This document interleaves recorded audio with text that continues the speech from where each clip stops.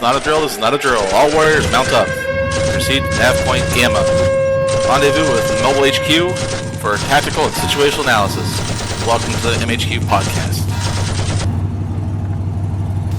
Alright everyone, welcome to tonight's podcast. We have a very special guest with us tonight. We have Jason Hansa, one of the authors from Catalyst Game Labs and his books and stuff like that.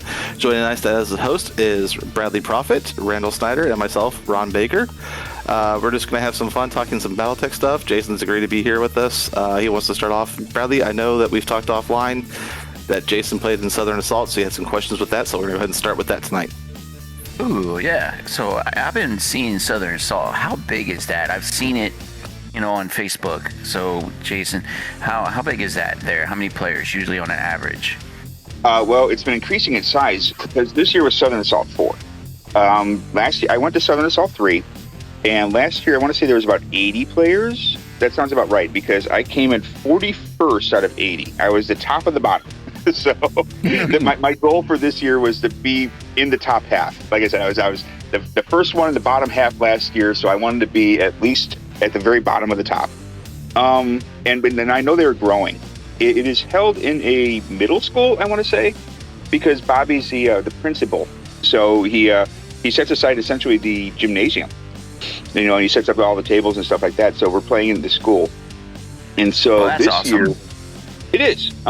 He set up, this year there was 126 slots, I want to say, and 120 people showed up. It might have been like 130, because I think you have to have like an even number, obviously, for tournaments.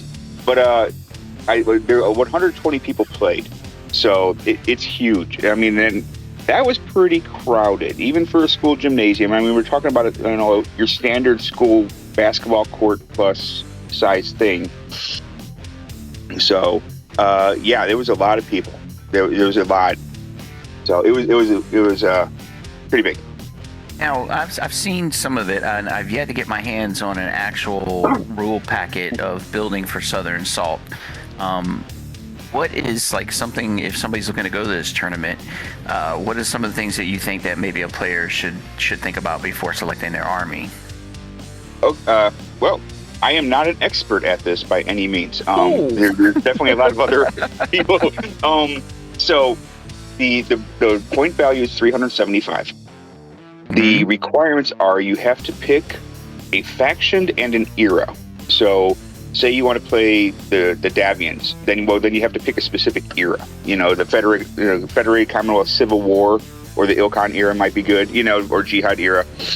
Mm-hmm. So you pick a faction and you lock in that era, and only those mechs from the master unit list are available to you. With one exception, Southern Assault uses, and a lot of tournaments do this too, what they call a salvage pass. So essentially, if you're playing if you're playing in the Federated Suns, you can have a mech from the Capellan Confederation or the Taconis Combine. They're neighbors. So, but also within that era though, or earlier, I guess, like if you're playing, you want to play a 30-25 Vindicator on your, Jihad list, that's cool. So yeah, it's era locked and faction locked. And so there's, sorry. I was going to ask you, so there's no set era in this at all, right? Correct. There's no set era. For example, last year I played Ilkhan era Sea Foxes, and it was because last year I was going on a budget. So I pulled out my bins and said, what do I have and what can I make out of this? And my kids convinced me I needed to take the Mad Cat Mark II Enhanced if I could. And it was actually, there's no experimental tech. It has to be standard or advanced, but no experimental tech. And the Mad Cat Mark II Enhanced is actually unlocked in the Ilkhan era as a standard mech. And so I'm like, okay, I guess I'm playing the Sea Foxes. And I took like an Ishtar. I was out there with a gold-plated Ishtar just because I had one in my bin. I didn't have to buy one. So, there's 6 missions. Number 1 is traditionally kill. Just destroy your opponent. The more you kill, the better points you get. Everything else, though, has objectives. So you want to play a list that is good for objectives. You want a couple tanks. You want a couple runners. Some things that can get behind other things. So you want a well-balanced force, whatever you take. You don't want to just take 6 mechs that only move 6 inches, because if they grab an objective and if some missions will be like, if they're holding it, they gain victory points, so you have to shoot them, essentially make them drop the ball or whatever. Mm-hmm. So yeah, if you're only moving 6 inches, you're not going to be able to do that. So you want a well-balanced list. And this includes vehicles, battle armor. Definitely combined arms is your friend, because battle armor are, they're very durable in Alpha Strike. So you're paying the same price as a light mech for them, but they can do things that light mechs can't do. So I agree 100% with that. That's definitely something that I do use is battle armor a lot. Yeah, and then tanks, a hovercraft to grab objectives or hovercraft to get behind things. So yeah, a well-rounded force is your friend. And so last year, like I said, I brought Ilkhan Sea Foxes, and they did pretty good. I had like a Demolisher, some battle armor, had the Ishtar, a Hammerhead, a Regent, the Mad Cat Mark II enhanced. I had a mix of stuff. I had some straight leg infantry. And so this year I also brought straight leg infantry. I played Star League Royals, the first Star League. And I had a Mackie out there, a Mackie and a Kanga. I had fun. I know I'm never going to necessarily win, so I'm there for a good time. I'm also there to give whoever I fight a tough fight, And the Star League Royals, they're a tough opponent. I really gained a good respect for the Star League Army just by playing the Star League Army this run. I got to say that the Royal Brigades are definitely a top notch of mechs to be utilizing in any game, especially when you're looking at the RB variants for the Archer and the Warhammer. They just beat anything. Yes, I had the Warhammer Royal out there, and yeah, it throws 5 at short range, which is ridiculous, and it's like an extra point, but only the Royals get it. I had the Royal Trebuchet, which throws 5 at medium. It was a monster. It's really affordable. And these are all mechs that everybody knows and loves. So you bring them on the table, and people are like, "Oh, I love that mech. I love that mech. I love that mech." It was fun. I had a good time. Some people for these tournaments with Alpha Strike, there's mechs that are definitely better than others. It's funny how Classic translates into Alpha Strike. There's mechs that gain abilities, or they lose their weak. I agree 100% with you on that. Yeah. And so you'll see a lot of the same mechs kind of showing up. It's like, oh, well, that force is optimized because you've got all the standard meta kind of mechs. So, I was glad I just walk in with like quick draws and Warhammers and things people all know and be like, okay, whatever. And a Mackie? Okay, cool. Let's fight. So. I'd be like, you got the old grandpa out there. What the heck? Yeah, well, it was the King David Goss version of the Mackie, which is, for Royals, it's a standard mech. It's not a unique. A Kilroy's little buddy. So yeah, and it's just fun. What were the missions like? Yeah. Oh, here. Okay. Let's see. The first mission was kill. The second mission was there's 5 points on the board, and you get a point per turn that you're holding. Every point, you get a victory point per turn that you hold a point. So every point you're holding gets you a point. And you get a bonus points, not per turn, but like a one-time bonus if you capture a point on your opponent's side of the board. Then mission 3 was there's 3 points dead center in the middle of the board of the table, and also you gain points for holding them. And that's interesting because if you go for all 3, you're stretched too thin. Generally it's a lot of people know this. You kind of go for one side and then fight for the middle. Mission 4 was a weird one this year. It was a football game, and there's a lot of mixed thoughts on that one. I thought it was interesting, and I think if it was refined a little bit more, it'd be more fun. But yeah, there was a lot of and I was trying to be like throw the ball and catch the ball, and I'm sitting there putting it into my feet. I'm like, okay, this sucks. So you had to do a running game. I'm like, okay, you know what? Forget the sneaky stuff. I'm just going to give it to the Gabriel, which is a tiny little hovercraft that moves like ridiculous amounts. I'm like, I'm going to give it to the Gabriel and just run it into the ball. So forget tactics, forget sneaky football stuff. I'm just going to give it to the Gabriel. And last year there was a mission there's a brawl in the middle, like King of the Hill, where it's just you get a point every turn for every one of your units near the on the center or in the center. And so it just turned into this massive brawl. I loved it. My force last year was actually really well suited for it because I had a couple mechs with hardened armor, so I could take a lot of punches. And so I was just fighting my way into the middle. And but a lot of people don't like that mission, so Bobby was trying something different. Let's see, mission 5 is a downed chopper mission where there's 2 pilots. There's 4 pilots and 2 choppers. You get points for rescuing the pilots and getting them off the map. And then when you're holding the choppers, you get victory points. That's a fun mission. I like that one. And then the final mission, I forget what they call it, but it's called Cross the Line, where you have to get all of your stuff to the other side. So you get points for everything that you get across. You get points for everything that you kill theirs, and they get points if they manage to slow or stop something on your side of the map. Last year it sucked. I had that, like I said, that Mad Cat. I can only sprint 6 in the dark. The thing is so slow. I'm like, okay, I'm not making it. So I just gave up. And my Mad Cat's job was to kill everything that came onto my side of the map. But this year, I fought a very mobile opponent, and all his choppers were sitting there to shoot me in the back. It was a rough fight. And at the very end, he's like, they call hey, 15 minutes. He goes, ooh, I should probably get back on my side of the map. I'm like, yeah, partner. Objectives. That's how you get your victory points. It was like the scene where, in The Mummy, it's like, I have all the horses, but you're on the wrong side of the river. Wrong side of the river. I think a lot of players just, when they play in tournaments, they don't really necessarily think about when they're looking at their armies, they want to go, well, what can I bring that's going to smash my opponent? Yes. We rarely do that to somebody sit back and go, I need to have this for this type of mission or this piece for this mission, and some kind of idea of how to play each mission with the force that they pick. Yes, you have to bring a well-balanced force, so any mission that drops, you're okay at playing at. There's different theories of thought. Like some tournaments will release their force packets early, and so what you get is players that will hyper optimize for 1 or 2 missions and just hope to do their best they can on the other ones. And which is fine, and other people will sit there and just kind of like generalize and hope to do really decently on all.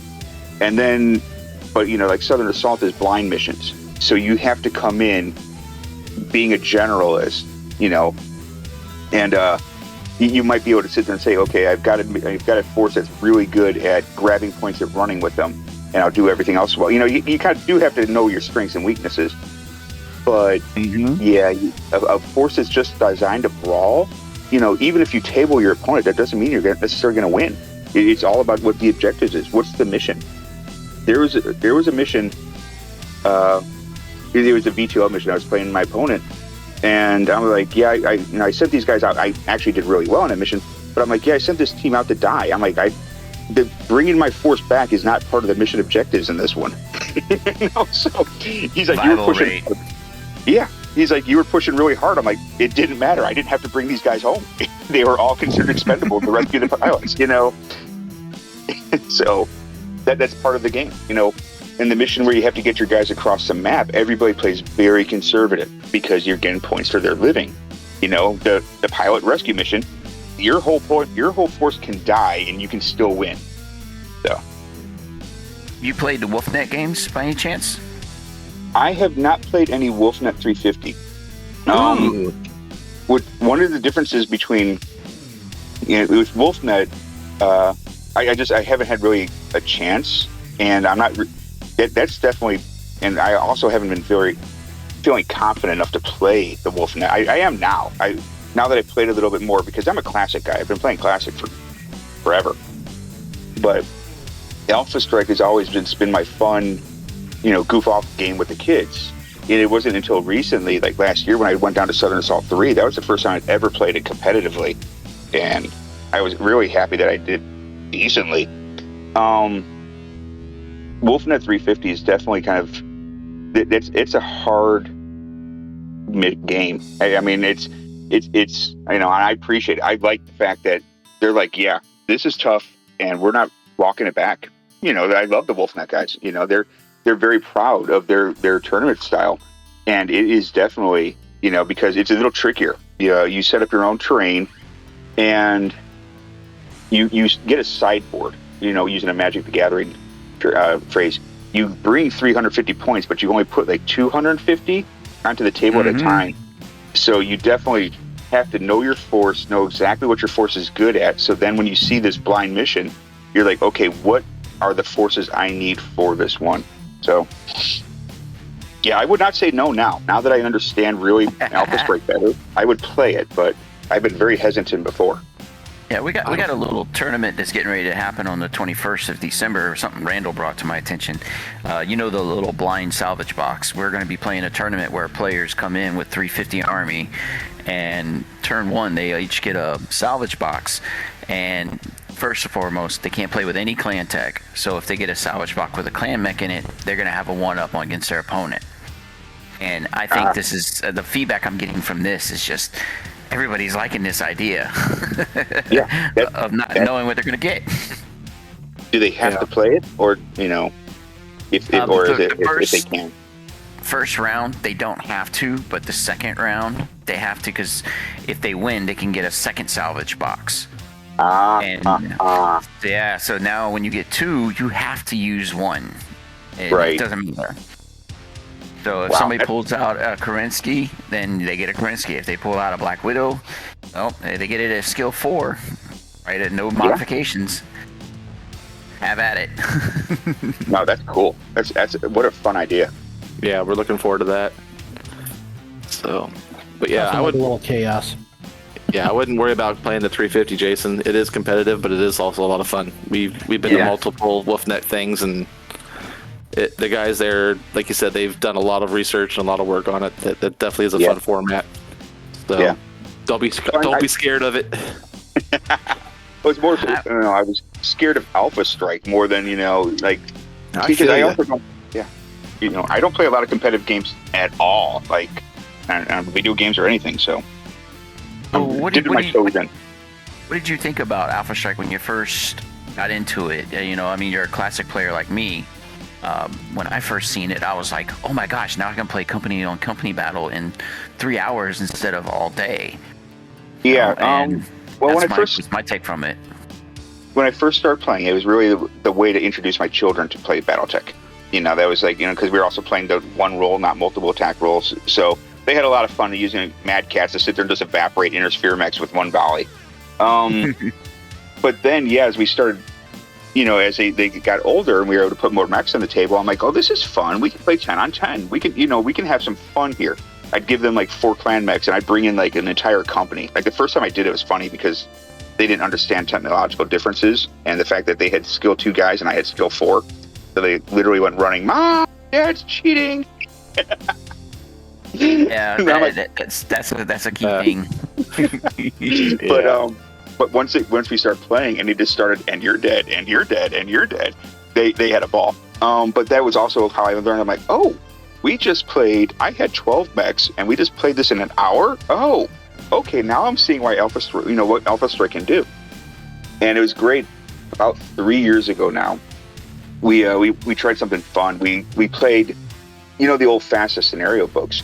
Mm-hmm. A lot of them have this insane amount of mechs that you're supposed to put on the table. So when we busted out the Coventry book, and it's like a company versus a full clan trinary. And so, I reconfigured it for Alpha Strike. I pulled out all the cards, pulled out the mechs, and we sat there and we played that. And we were done like in 2 hours, 2.5 hours. It was great. I mean, whenever, so you're going to play 12 on 15. That's a whole weekend thing. Classic. Yeah. And me and Randall, we play tested. We were like, well, let's play some of the scenario books. Let's see how well they're balanced out. And we actually played a few battles from the Battle of Coventry in Alpha Strike format. We just strictly used what was in the book, and we wound up having a blast with it. It's amazing. It's so much fun. Yeah, that was the match where I ended up targeting my own pilot who crashed. So I get shot down over enemy lines. We do a little random thing. Where's my guy eject to? He lands on top of a building. So we're like, okay, well, he's going to spot. Well, my skill was like, or my chance to hit was like 11 to hit. And I'm like, there's no way I'm hitting. So I'm like, I target on myself. Wouldn't you know it? That's when I roll a 12. Boom, killed my own guy. Well, look at the battle we did with the Smoke Jaguars versus your mercenary company on Mimosas. Oh yes, that was a fun That was battle. fun. That was 2600 PV. I mean, That was a full trinary versus a full reinforced company. Italian, bro. Battalion, yeah. Even though some of them were lost in the woods and still found the map. All right, I made a mistake on that rule. I'm never gonna forget that, Bradley. Never. Trial of grievance. We still gotta get that back together again. Anytime, sir. Anytime. I know. All right. Yeah. So, any more tactics talk or anything like that? Questions, Bradley? Yeah. Okay. Jason, when you play games, do you get, because you're a writer, do you ever like, wow, this is pretty something that happened with the dice rolls. This is something that I could write about. Do you ever come across those moments in games? Not really. There have been a couple times I'm like, oh, that's amazing. That would make such a great scene. And then I'll promptly forget it on the way home. Not really. What I have done, though, is the reverse. I've taken lances out of the stories, like either ones that I'm thinking about using or ones that I've written into a story, and I'll take them to the table, because we play a lot of open tables. So it's like, hey, bring 15K, whatever. And we play a lot of 12K games at my local table. And so, yeah, I'll bring the lances from my stories and say, is this actually a decent lance? Could these actually fight their way out of a problem? So, yeah, I don't actually take stuff from the table to my stories. I'll take the stories to the table, if that makes sense. Oh, that makes a lot of sense. That makes a lot of sense. One of my favorite things to do is mimic the jump battalion that was in Wolf's Dragoons on the borders when they were facing the Enlightened Horsemen.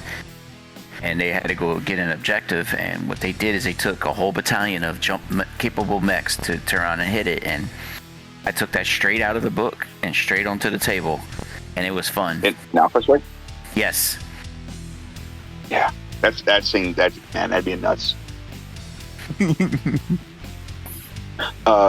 Shouting out my local table, two of the guys, I wanted, you guys know I'm working on a Wars of Reaving story. So I really wanted to see if the Society's mechs, because the Society kind of has like older pilots or washouts piloting their mechs. Mm-hmm. And I'm like, hey guys, would you guys mind if I bring a Society force, and we want to say we played either a 12K or a 15K. I'm like, you guys play a very standard clan force, and I'll bring a Society force, and we'll just see how it matches up. Can the Society's tech balance out their lack of gunnery skills?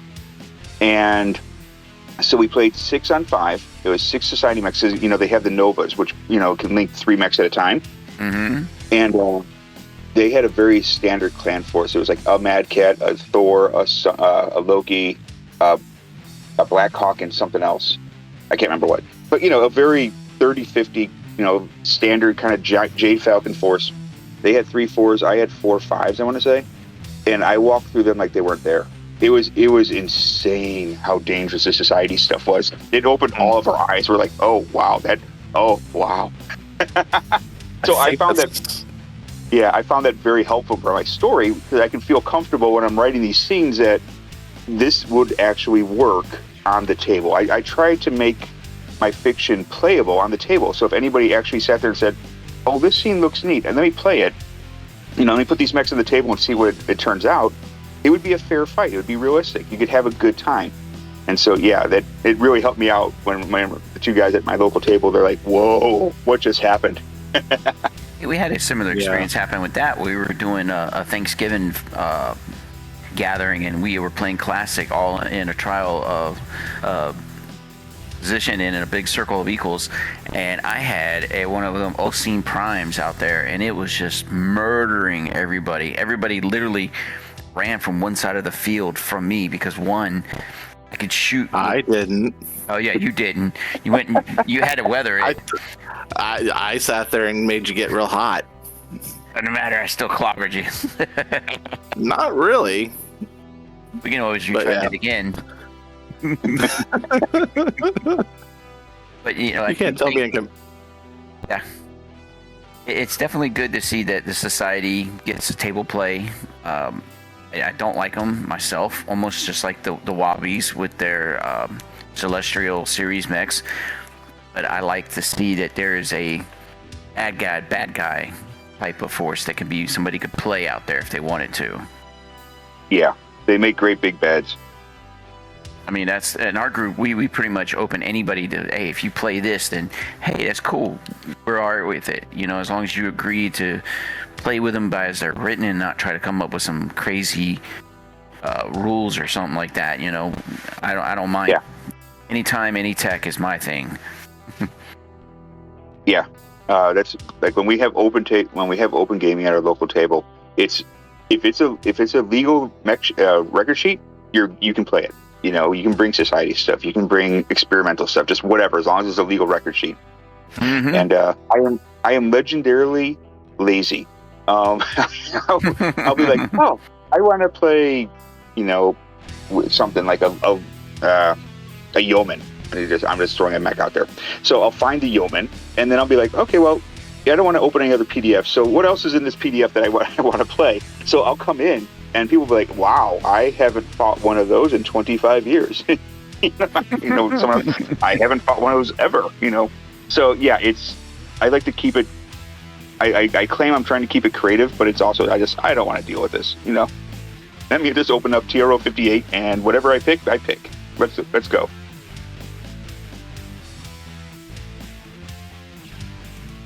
Well, my next question for you is somebody that's never read any of your books. What is the first book you would recommend that they read from you?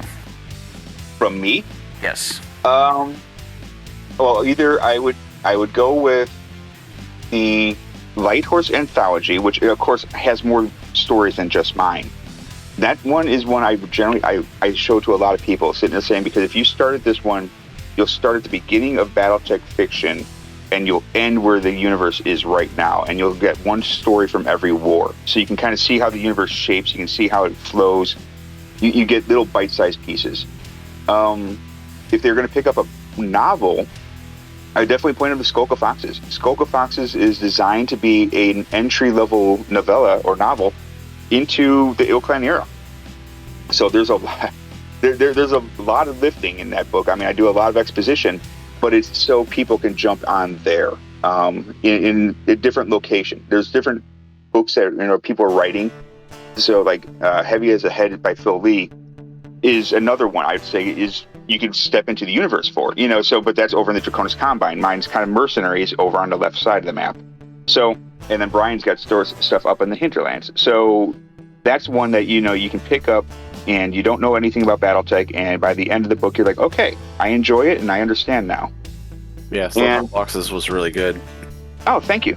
Yeah, I talked to you a lot about it with Gen Con. Mm-hmm. Yeah. So I probably can say spoilers now anyways, but the characters in there, the one just absolutely still got my radar going off. I know you said it was Republic of the Sphere all the way, but there's something, I don't know. No, yeah, she's just a Republic spy. She's a badass. Yeah. Well, something I wanted to show was like the level, and I also did this in Behind the Stick in Shrapnel 15, where they were from the Canopus, you know, but they were elite troops from there. You know, they're cybered up and they're just very good. And then I'm kind of showing players what happens if you mess with elite troops, you know, in the modern era, because it really hasn't been seen. And so, yeah, these are spies. These are intelligence agencies, and you are just player characters. If you try to go mess with the spies, they will probably kill you. So, yeah. Then, yeah, the answer to the first question, if otherwise, I'd point them towards the Shrapnel book. You know, either like 10 or 15 are both, you know, 1, 10, or 15 are all great issues just to jump in on, especially 15. There's just a murderer's row of talent in there. I mean, the first story is Jason Smetzer, who is, I mean, I am a writer, and I'm saying he's probably the best writer on staff. I mean, he's just that good. Yeah, so Smetzer's good too, yeah. Yeah, he's very, very good. I was fortunate enough to meet him too at Gen Con this year, so that was great too. Yes. I've only met him twice at Gen Cons, but, you know, I talked to him a lot, especially in my early years of writing, because he was the editor of Battle Corps. And pretty much everything that's good about my writing I attribute to him, you know, him mentoring and shaping, you know. So, and then of course, you know, Phil and John now are honing me, you know. Schmetzer knocked off the big chunks, and they're the ones with like the fine chisels, so. Little sandpaper loving. Exactly. Sanding on the rough spot. I'm still trying to get my chunks knocked off. I'm still trying to write for shrapnel. So I got a third story working on now. Taking listening devices and stuff like that. So find your own niche is what I keep hearing. That's what I'm trying to do. Find my own little niche. Yeah. Find your niche. Find a small little corner of the universe. Just find what works. We all can't be swinging for the stars and get them with like you did for Irreplaceable. Yeah. No, that was a great story too. Thank you. Especially as a Davian fan. I keep telling Bradley he needs to read that one. I know, man. I gotta start back and reading books. I've been too busy. It's in the drive. It's in the drive. So yeah, that one. I was too immature a writer to know that I shouldn't have been swinging for the fences that big, and I'm just very thankful that Jason Schmetzer took a chance on it and liked it and published it. Well, it definitely connected, went out the ballpark, if we're using baseball terms. That's for sure. Well, thank you. So. But yeah, I get asked a lot what people should do about writing for shrapnel, and I'm like, just find something. Don't try to change the universe. Just find a small corner, find one world, find one small battle, and make that yours. So, and of course, obey the guidelines. Phil Lee's not putting in there. Keep it around 5,000 words. He's not putting it in for his fun. People submit like 80,000 word tomes. It's like. And they're like, and I have a 4-part more series of just like this. It's like, whoa, time. Yeah, like I said, I've been good keeping the story limits and stuff like that. So yeah, I got good feedback, and like I said, the feedback I got was keep writing at it, keep trying, just keep honing your craft. Is what they still told me. So yeah, that's all it is. You just keep working at it. Maybe watch a YouTube video or something, or read a book. Like Stephen King has one of the best. It's called Stephen King on Writing, and it's just absolutely positively one of the best writing books there is. Just practice. Like in the Army, no one can make you run faster but you. No one can make you shoot better but you. No, you can. Somebody can teach you the fundamentals, but you have to do it. Yeah. And the only way to get better at running is to put your damn shoes on and go run. Writing is the same way. You have to sit your butt in front of the computer and type. Yeah, I've learned that. Yeah, you just thousands upon thousands of words. Yep, that's why I'm writing the third one. I'm not going to give up. Just keep trying. Yeah, I keep telling you that, dude. Keep going. Oh yeah. Yep, I am. Got some ideas kicking around the head. So my dyslexia ass can't turn around and write. Hey, I got dyslexia too, buddy, and I can do it. So, oh boy, it's just like the painting. I've learned to keep painting and get better at that too. So, like you said, yeah, everything that you do, like I said, you do by practice and actually practically doing. So that's for sure. Yeah. So Jason, what do you get your inspiration for with the stories? Are they kind of given to you from above, or are you given free reign? How does that kind of work for you? Well, so I'll separate that into, because that is two separate questions in a sense, and it has two separate answers.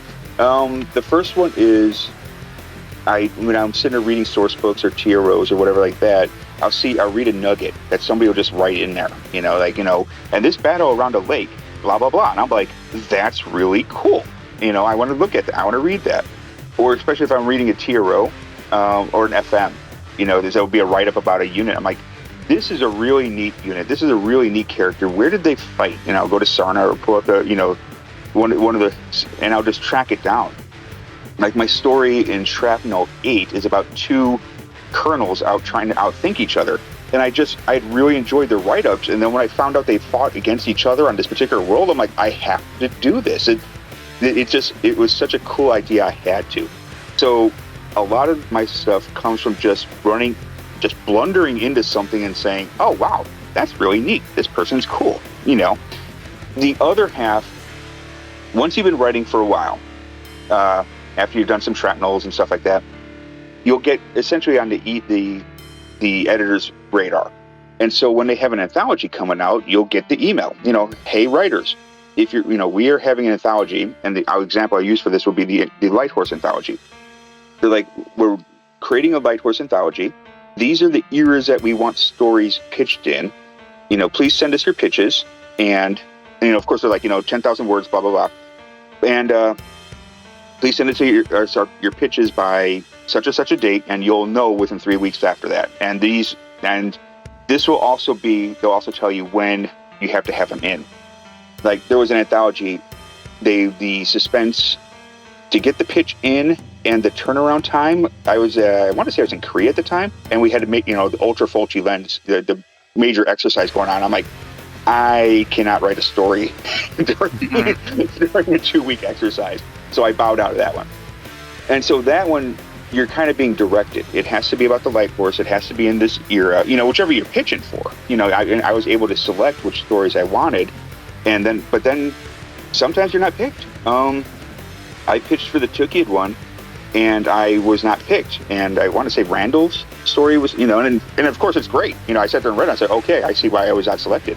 You're pitching. You are sending in your best ideas, and they pick whatever's best for the book. So you can't have a thin skin if you're a writer, if that makes sense. You can't sit there and think that you're God's gift to writing and sit there and say, why didn't they pick me, or who are they to tell me how to write better, and send me corrections. So you have to roll with the punches. So how does that pitch work? Is it like an abbreviated kind of outline, or is it like you write up a blur, like a descriptive text? What's that process like? You want to give them as much details as possible. So, for novels, John Helfers, the fiction line editor, line chief, he does have kind of like an outline format he prefers. It's like, and just so to make sure that he gets all the information he needs to make a sound judgment, or to take it higher if he needs to take it up to Ray and or whoever, he needs to have all the bullets in the gun.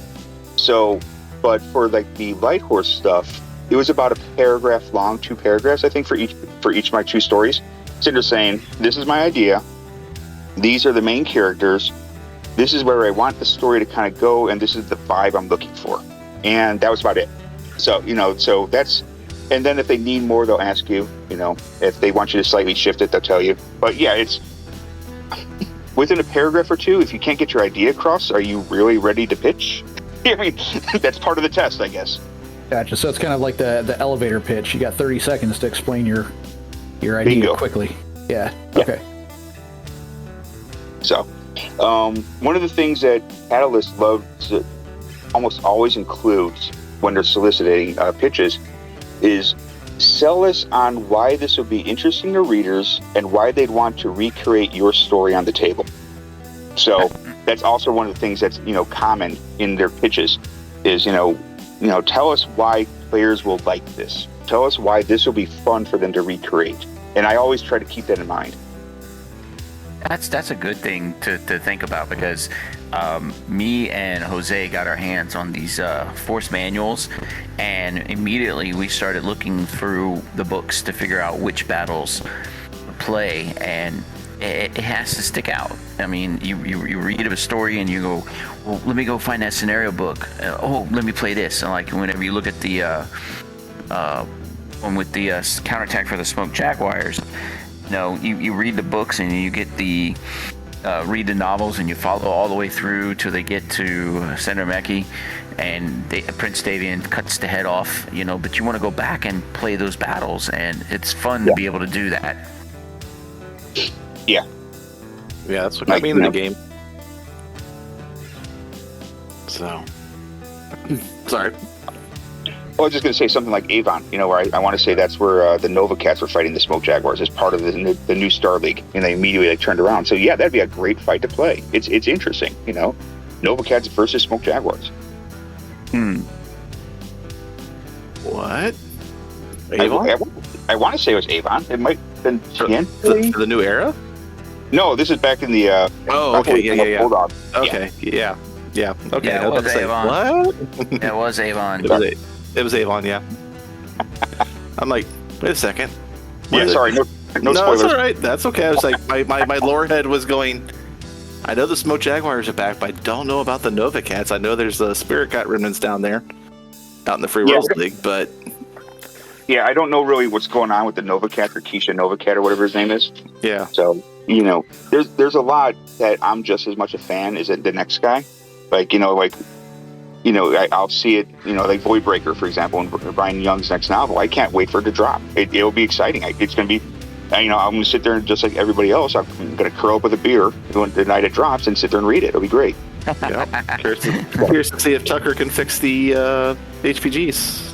Yeah. So I'm a writer, but I'm also a fan. And I think, I try to not say write like a fan, because that's terrible. You don't want to do that. Because you can't have favorites.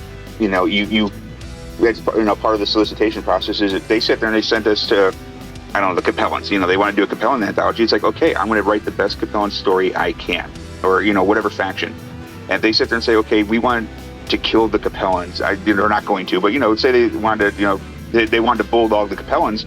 Be like, okay, I don't necessarily have a dog in this fight, good or bad, but I'm going to write the best stories I can. So the needs of the universe are higher than your personal desires as a writer, or at least they should be.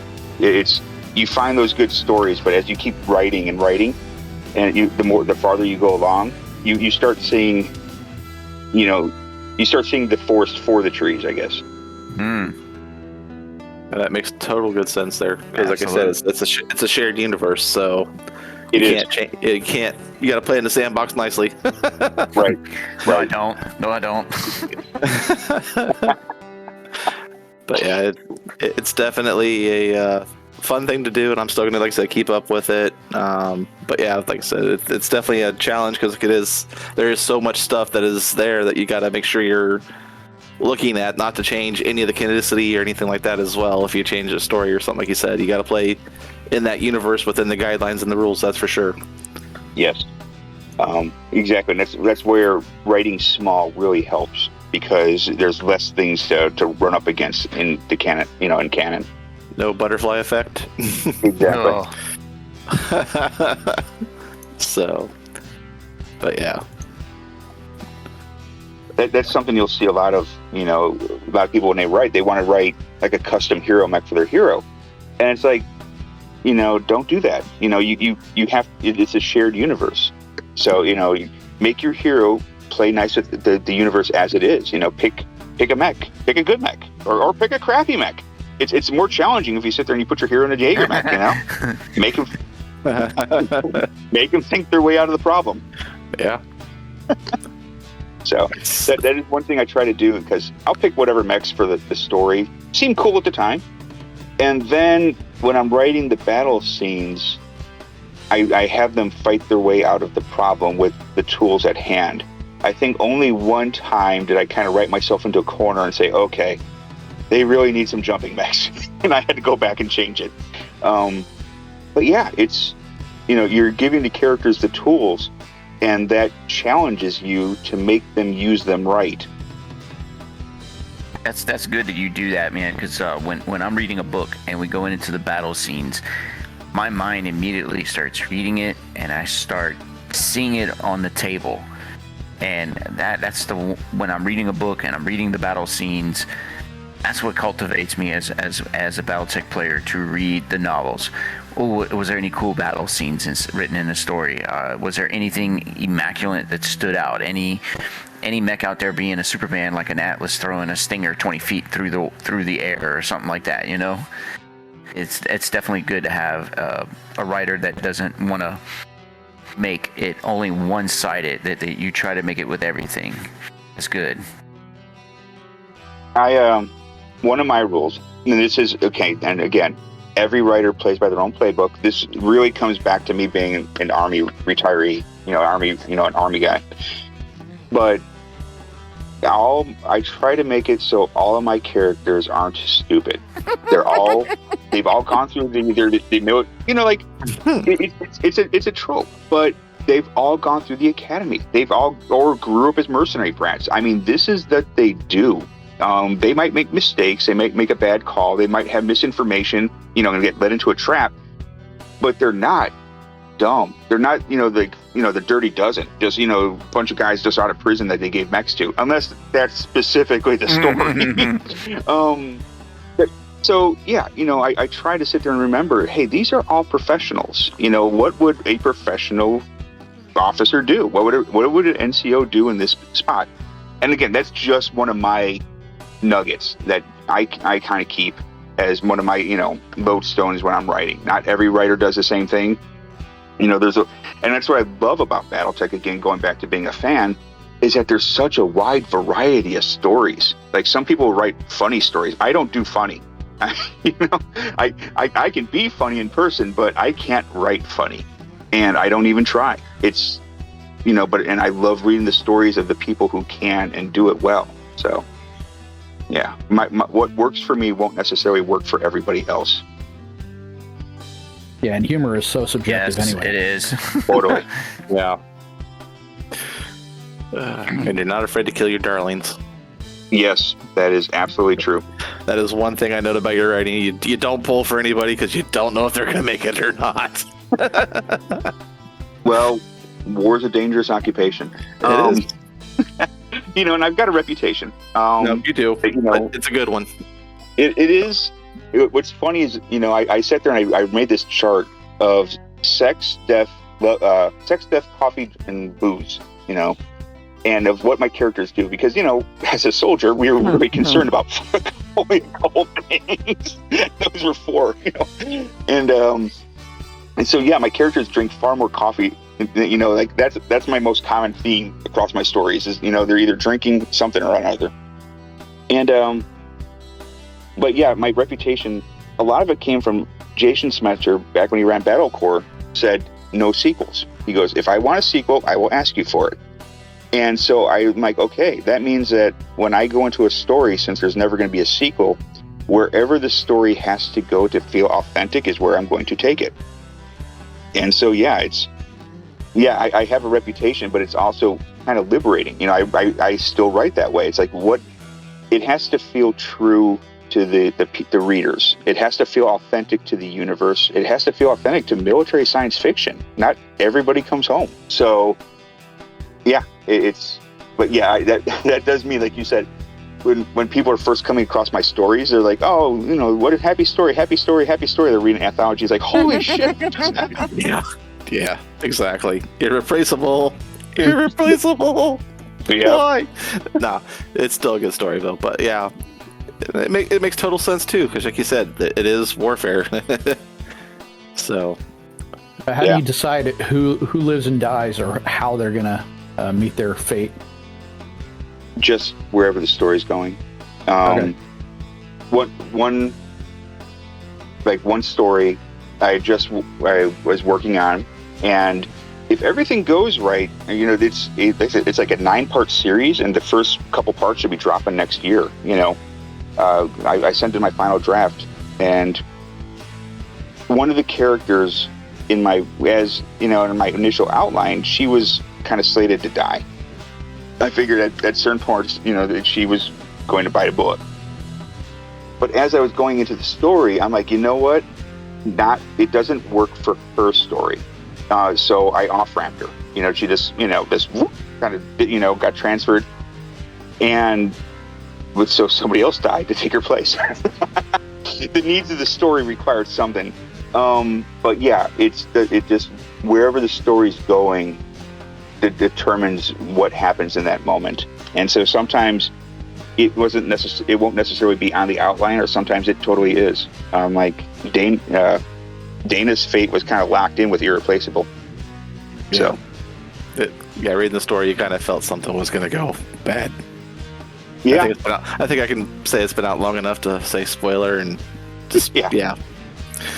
But I saw that, and like I said, as a Davian fan, it was just like, oh, that explains a lot now. That explains so much, and it ties in, like you said, but you were on Mix and Min and just to talk about it and stuff. It ties in with the Warriors trilogy perfectly. Just seeing what goes on with Hans and stuff like that.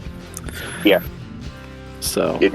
I really worked to try and make it so that it felt natural, and that the changes from her death felt natural and lead directly into the Warrior Trilogy. Yeah, it does. It does accomplish that. So hats off again for that. But all right. Any other questions, guys? We're hitting almost our hour mark, and I know we kind of keep our podcast at the hour 45-minute mark. Any other questions? Favorite mechs? Yeah, real quick. Anything like that? How do you feel about the Mercenary Kickstarter? How it's going? Is that going to affect any of your writing? Well, I literally just got it like last week. I was like in the last 200 people to get it. I don't know if it's going to affect my writing per se. I'm definitely looking forward to playing it with my kids on the tables. I've had a chance to play like 2 missions so far using the system, and I've really enjoyed it. So, I like, you can just really kind of, it's quick, especially if you're not going to necessarily write up a full contract, but if you just kind of follow the contract guidelines, it's like, okay, 2 mechs, 3,000 battle warriors, we get 32 points, roll up a map, go. I like that. I like just being able to sit there and throw mechs on the table really quickly and just get into throwing dice. So the boxes, I love all the mechs. I love the Lance packs. So I love the vehicles. Like I said, I'm a big combined arms fan when I can take them. I'm really interested to see how the BSPs are going to work. We've tested them at our local table, and we're not fans in pickup games, but we definitely see them in scenarios or mission games as like just thugs. You got the big bad surrounded by a bunch of goons. They're the equivalent of goblins for D&D. So I'm really digging where all this, where the box set, and essentially all the toys that we've been given. In general, I love support points, the artillery strikes and stuff like that. I absolutely love them. It really changes the table. Like when people want to kind of hunker down and just sit there, it's like, well, I have a long tom for you. So yeah. The fact that all the information is right there on a card, you just put the card down, just follow what it says, blah, blah, blah. Okay, I got to roll 2d6. I got my 8 or higher. This is what happens. It's so easy and convenient. The clan reinforcement box set had the rules for elementals, just like, I don't know if they were reworded or streamlined or something, but I read them, and I've been playing BattleTech for years, but I'm like, oh my God, these are actually easier to play than I thought. How have I been sleeping on these for 20 years? And it's completely changed my game. And now I'm sitting there saying, what are these fun? I'll watch Mech Frog and say, ooh, those elementals sound fun. Let me find them and take them. So yeah, I'm really looking forward to seeing how the Mercenaries box set and the Mercenaries Kickstarter changes local tables around the country. So yeah, I enjoy it. Yeah, that's one thing we're noticing too, is with some of the newer guys that are getting into BattleTech that are coming in, they're always like, man, Brad, you always got these battle armor and tanks with your armor. Is that the way to go? And I'm like, you have to find the niche that works for you. You might find a player that only wants to play mechs, and they'll curb stomp me in a heartbeat because they know what mechs to pick and how to fight those battles. But I find the combined arms approach gives you a mixed bag of everything you need to be able to do something. Yes. Well, it's BattleTech, not mech tech. Yeah, it's not peace tech. It's not hide around the corner tech. And they put armor on these things for a reason. Yeah. So, yeah, and even if you lose, if you had a good time, if you're, I lose a heck of a lot more than I win because my dice are legendarily bad. And people are like, oh, Hansa's a decent player. His dice hate him. And that is true. The podcasters aren't being mean. So, yeah, even when you lose, if you had a good time, if you're sitting there with friends throwing dice, that's what counts. So exactly, that's what it's all about. Oh, yeah, absolutely. I mean, every player that I usually sit down across are like, man, I'm not going to win. I was like, nah, dude, it isn't about who wins. It's literally us coming to a game store, breaking down some miniatures, and having a conversation with friends, doing commentaries of missed shots and or whatnot be the story. I mean, I typically try to have a blast with anybody that I play with, and I try to make sure that they're also having a blast. I never want to play a game where I'm too powerful. I don't like doing that. Yeah. Or running around with a crazy fire moth, doing fire moth things. I love that. We had a great... I'm a fire moth fan. Time. We 2 weeks ago we were playing trial position, and Ron's like, for my trial, I'm gonna bring a fire moth out there, and I was like, we're playing classic. To see a mech go 20 hexes, I love it. Yep. Yeah. Fire moths are very common in our table. And my son is deadly with one. He has learned from our table. And I gotta get you a shirt. Yeah, he then. needs that shirt. I gotta get you one. I got extras ordered, so I'll get you one, Hansa. Have you heard of HLC? No. Okay, he's a YouTuber, habitual line crosser. But he's got a saying. He has personalities for like different aircraft and different ships and stuff like that. And he voiceovers, and it's just talks about modern day news and stuff like that. It's kind of funny. Well, he has a line for the F-22, and it's funny. It's like, would you intercept me? It intercept me. I'd intercept me.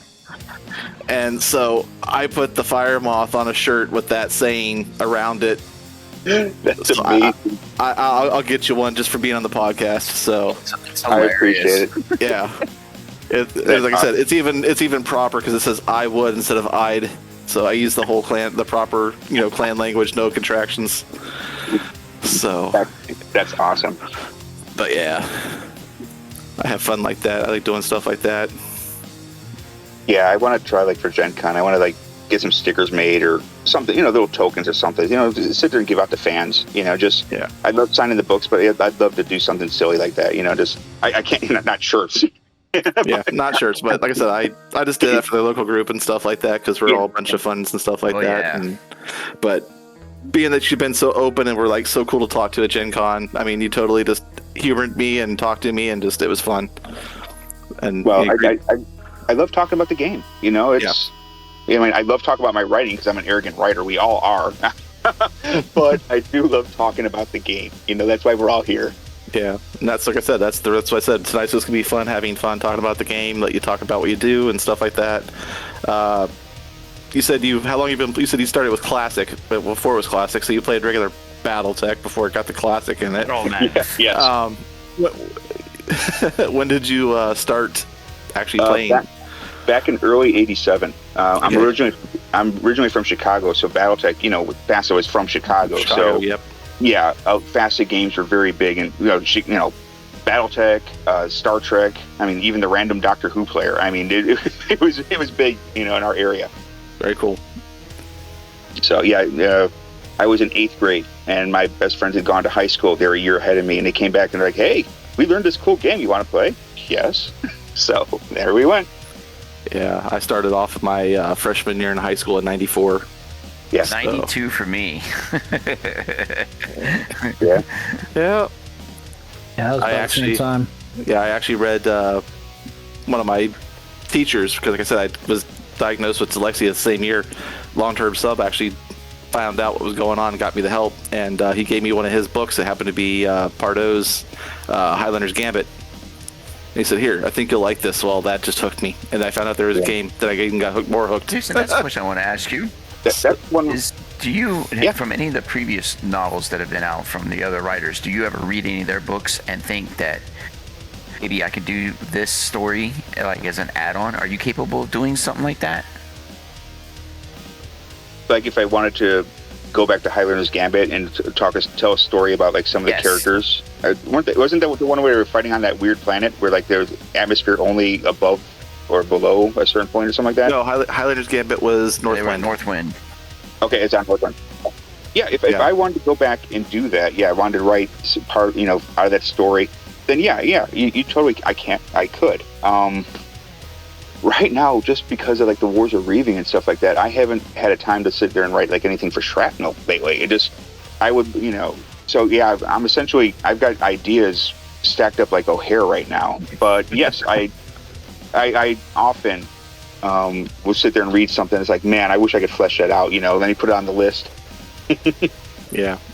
Do you have a working title for your War of Reaving book? Mine is Corrupted Honor. There's, we each have a title, and it's, let's see, I want to say Craig's is Poisoned Honor. If you give me 30 seconds, I can tell you what they are. Yeah, we got time.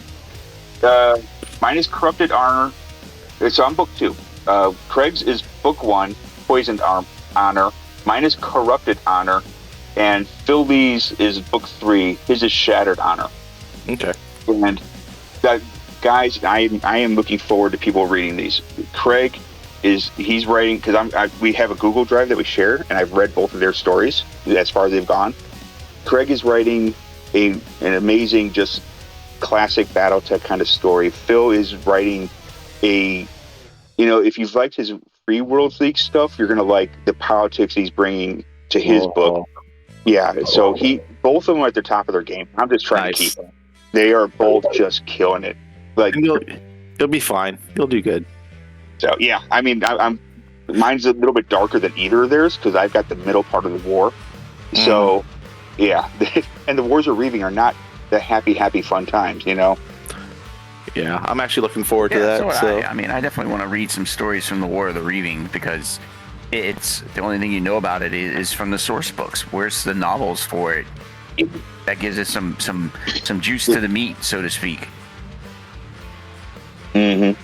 Well, I think that once these novels drop, people will go back to the source book and we'll start seeing more stories coming out of the source book, because they'll also kind of have, other writers, potential shrapnel writers. It will sit there and open it back up, I think, to writing, to people looking at it. But any page, if you just thumb through your Wars of Reaving source book. Oh, it's a great book. Yeah, you randomly pick a page, you can write a short story from that. It's insane. It's so dense and so full of ideas and concepts that it's actually hard to find the stories in it because it's so dense with just battle. So, all right, gentlemen, anything else we got to talk on real fast before we close up for the night? Nah, I think I'm pretty good. Definitely thank you for taking some time out of your day, Jason, to come in on our show and talk with us, bro. Appreciate it. Thank you so much. Oh, absolutely. Thank you for having me. This was really enjoyable. Just a good time to sit there, at talking about Alpha Strike and tactics and stuff like that. It was really fun. It was enjoyable. Appreciate it. Randall, you got any last minute comments or anything? Oh, I could keep going, but no, we'll keep it short. Okay. Well, that just means that you'll have to have me back on next year. But, that's what I say. We can get back on. So, and again, thank you for having me. No, thank you. Do you have any shout outs, Jason? Oh, I definitely want to shout out my local table. I guess I've mentioned about 30,000 times this episode. We've been playing every other week or so for about 10 years. I mean, when I moved here to Virginia, and I found them, and we've been playing. So we do a lot of talking. It's very nice, and it's a really, like I said, open table. So we play whatever the heck we want, and it's just fun. So, and shouting out my local game stores, Battlegrounds and Waterloo, here in Richmond, Virginia. They're very open and receptive to supporting BattleTech, and it's great. We have a great community here, a good community in Virginia overall. And so, yeah, if you guys are ever here, if you ever swing through Virginia to visit family or something like that, shoot me a text and, shoot me a DM, and, we'll throw some dice. That's always fun to do. Sounds good, man. Maybe you'll make a pilgrimage up to Southern Assault if you go back down there, or we'll get you a Gen Con, maybe. Yeah, Gen Con, or I've already got my plane ticket for Adepticon, which is up in Milwaukee next year, so. Okay. All right, with that, we're going to log out for the night, guys. Stay safe out there. All right. See you.